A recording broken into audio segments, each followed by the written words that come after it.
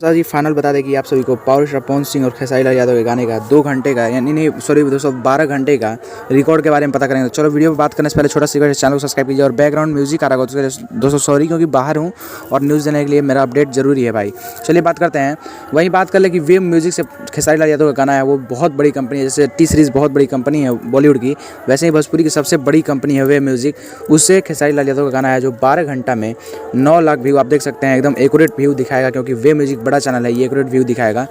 9 घंटा मतलब 12 घंटा में 9 लाख व्यूज़, 97,000 लाइक और 11,000 कमेंट है। वहीं पावर स्टार पवन सिंह के रिकॉर्ड मशीन के गाने की बात कर लें तो डीआरएस म्यूजिक जो कि बहुत छोटा म्यूजिक है जो हैक हो जाता है ज़्यादा व्यूज़ के कारण।